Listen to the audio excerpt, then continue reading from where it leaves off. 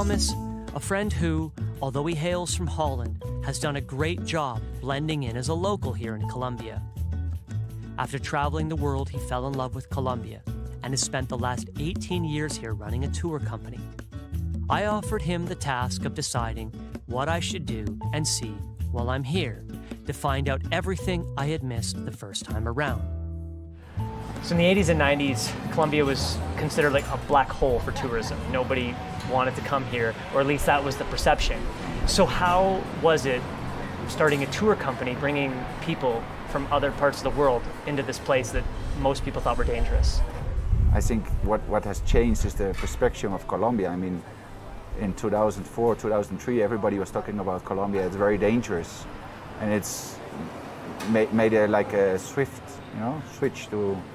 Right now, it's a very popular country, very popular touristic destination.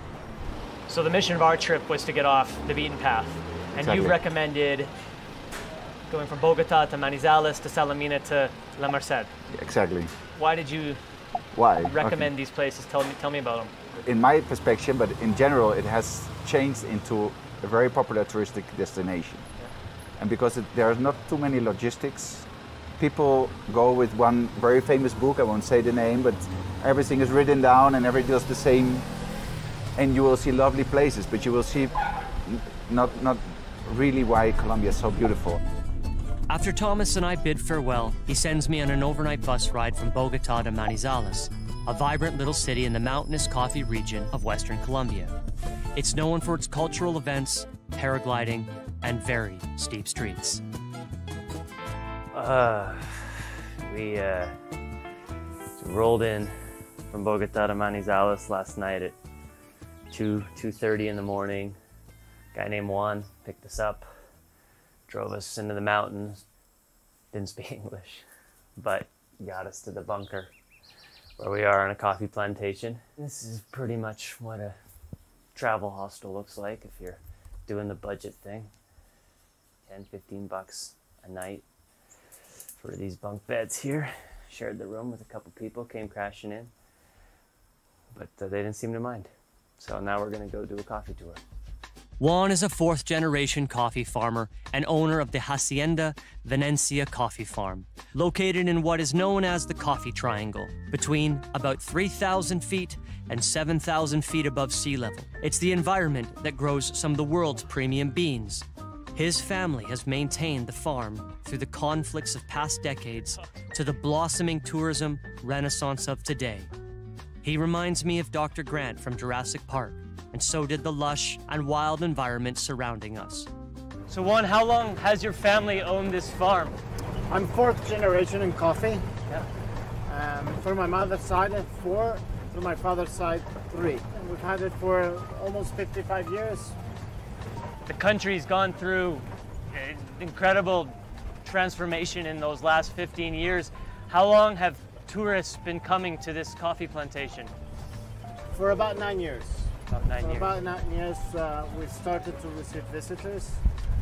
There was a time where nobody would come to Colombia, and as a matter of fact, lots of Colombians were fleeing away because of all the insecurity that was happening at the time.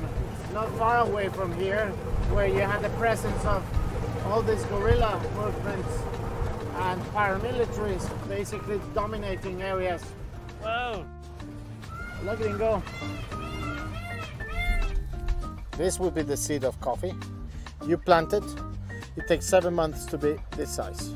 Once it's this size, you plant it in the soil. Remember, natural Arabica is letting it dry with the pulp like this.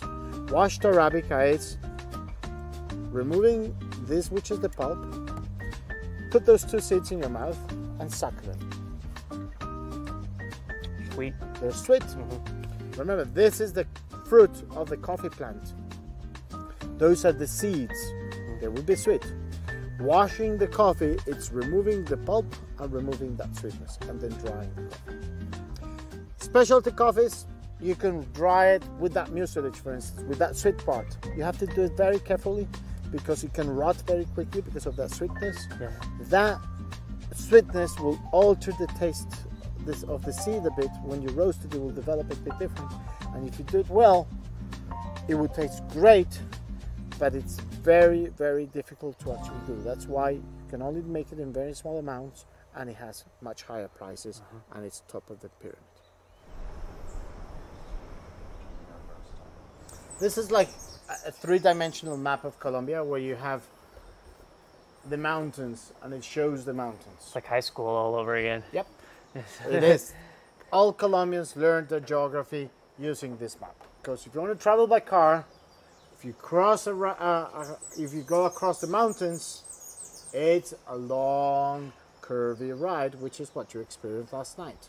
We're here in the center in Manizales in Caldas, and you're going later on to Salamina, which is only 2 hours away, and that was highly affected area by the FARC presence.